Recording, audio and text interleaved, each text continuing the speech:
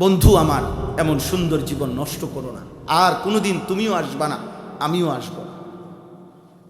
এ পৃথিবী তোমারও একবার, আমারও একবার। এই রাত তোমারও একবার, আমারও একবার। তোমরা বিশেষ করে যুবক ছেলে যারা খুব বেশি বাড়াবাড়ি করতেছো, তোমরা সীমাহীন, তোমরা তোমাদের অসংখ্য ছেলের বাবা থাইকাও নাই, মা থাইকাও নাই। এই সমাজ, এই দেশ, এই জাতি তোমাদের থেকে মুখ ফিরায় নিছে। কেউ তোমাদের দিকে তাকায় না। অনেক ছেলে আছে, কেউ একটা লোক তার কপালে, খোদার 1 বছরে তার কপালে একটা মানুষ জুটে নাই, কেউ তারে কইবে যে কিরে আব্বা, তুমি যে মুসলমান, তোমার আব্বা মা মুসলমান, তুমি যে 1 ওয়াক্ত নামাজ পড়ো না, কি ব্যাপার বাবা? এই কথাটা বলবে তারে, তার কপালে এমন একজন মানুষও জোটে না। কি করে, কি খায়, কি ঘুমায়, কোথায় নাচে, কোথায় লাফায়, কিচ্ছু জানে না, কিচ্ছু জানে না। কই মা, কই বাপ, কই আল্লাহ, কই রাসূল, কোথায় কোরআন, কোথায় কিতাব, কোথায় দিন, কোথায় শরীয়ত। রাত হয় কোথায়, দিন হয় কোথায়, কি দেখে, কেন দেখে বলেন না? এই দেখতে দেখতে খেলা ফুটবল শেষ হয়ে যাবে না? কথা বলেন না? কিন্তু গুনাহগুলো, একটা না একটা দল হেরে যাবে, সবগুলো দল বিদায় নিবে, কিন্তু গুনাহগুলো, বাম কাঁধে যে গুনাহগুলো লেখা হলো আব্বা, সেগুলো কোথায় যাবে? ব্রাজিলও থাকবে না, আর্জেন্টিনাও থাকবে না, কিন্তু তোমার গুনাহ কে নিবে? তোমার গুনাহ নিবে কে ভাই? এজন্য ভাবতে শিখেন। এখানে আমি যে 4টা আয়াত পড়ছি, এই সংক্ষেপে বলতেছি, 4টা আয়াতের মধ্যে প্রথম 3টা আয়াতে আল্লাহ তাআলা নাফরমান পাপীর অবস্থা বলছে, শেষ আয়াতে ইমানদারের অবস্থা বলছে। একদম সংক্ষেপ কথা হলো, আল্লাহ তাআলা প্রথম 3 আয়াতে নাফরমানদের, পাপী বান্দার 3টা অবস্থার বর্ণনা করেছে। 12 নম্বর পারা, 11 নম্বর সূরা, সূরা হুদ। এই সূরার 4টি আয়াত আমি পড়ছি, এই আর অল্প একটু, 8, 9, 10, 11, এই 4টা আয়াত। এই 4টা আয়াতের মধ্যে প্রথম 3 আয়াতে আল্লাহ তাআলা বেঈমান, কাফের, নাফরমান, পাপীর 3টা চরিত্র বলছে।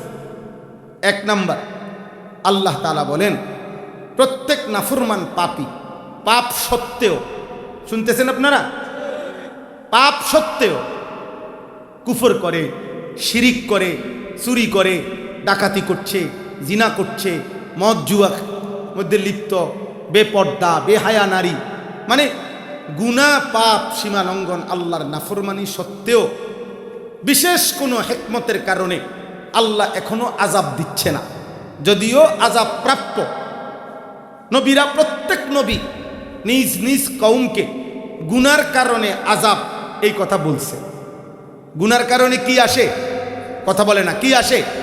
আযাব আসে। এই এখানে আছে কোরআনুল কারীমের মধ্যে, এই সূরার মধ্যেই আছে। আল্লাহ তাআলা বলেন, ওয়া ইন তাওয়াল্লাউ ফাইন্নী আখাফু আলাইকুম আযাবা ইয়াউমিন কাবীর। হে নবী, আমার বান্দাগণকে বলেন, ওরা যদি আমি আল্লাহ থেকে মুখ ফিরিয়ে নেয়, তাহলে তাদেরকে বলেন যে আমি তোমাদের জন্য অত্যন্ত ভয়ানক আযাবের ভয় করছি। আখাফু আলাইকুম আযাবা ইয়াউমিন কাবীর।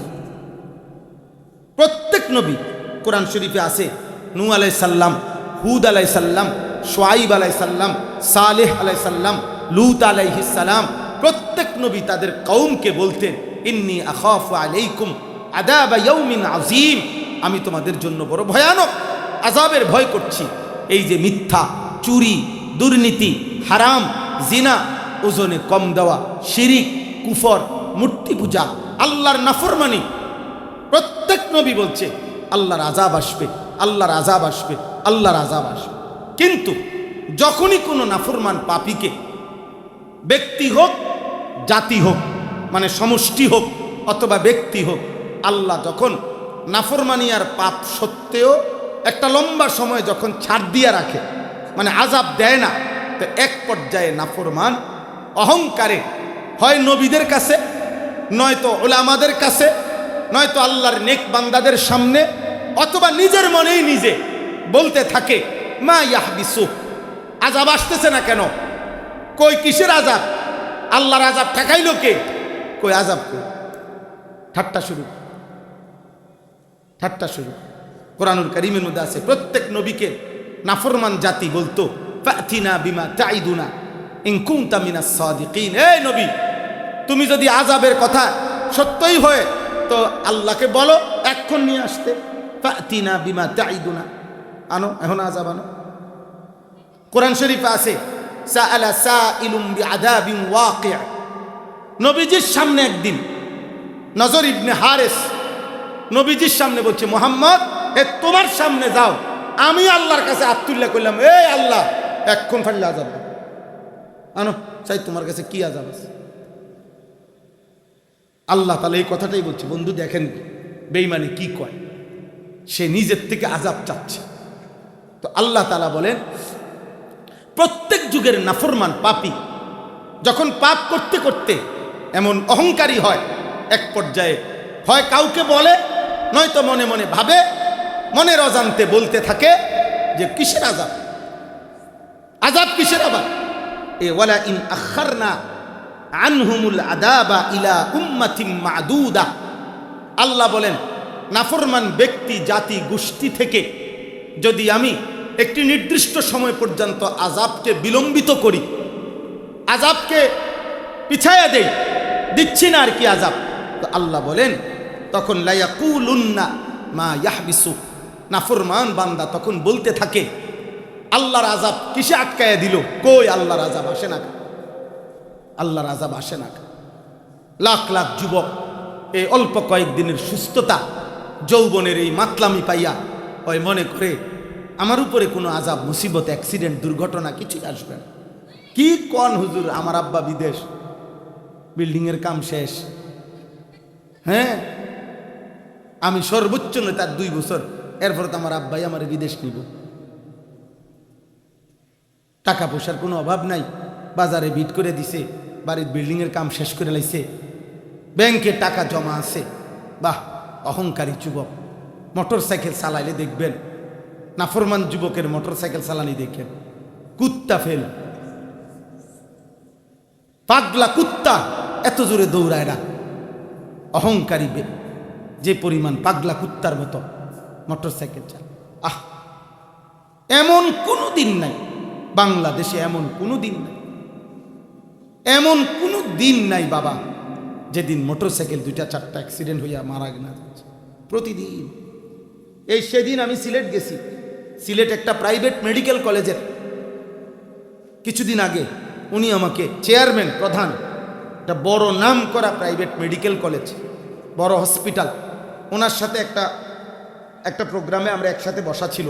তো কথার প্রসঙ্গে উনি বললেন, কয় যে হুজুর প্রতিদিন আমাদের এই মেডিকেল হাসপাতালে, আমাদের এত বড় হসপিটালে আইসিইউতে যে রুগীদেরকে ঢুকানো হয়, সিরিয়াস রুগী, এর মধ্যে প্রত্যেক দিন এর প্রধান অংশ, বেশি অংশই যুবক যারা অ্যাক্সিডেন্ট হয়ে হাত ভাঙ্গা, পাও ভাঙ্গা, এই পরিমাণ অ্যাক্সিডেন্ট করছে যে আইসিইউ ছাড়া উপায় নেই। অনেক ছেলে তোমরা অহংকারী যুগ, ওই হাসে মাশাআল্লাহ, 2-4 জন প্রতিবন্ধী আবার হাসে, হ্যাঁ বুঝে আমারে কইতাছে, হ্যাঁ খুশি হয়েছে যে না মাশাআল্লাহ এতক্ষণে আমার লাইনে আছে, ঠিক আছে আব্বা হাসো।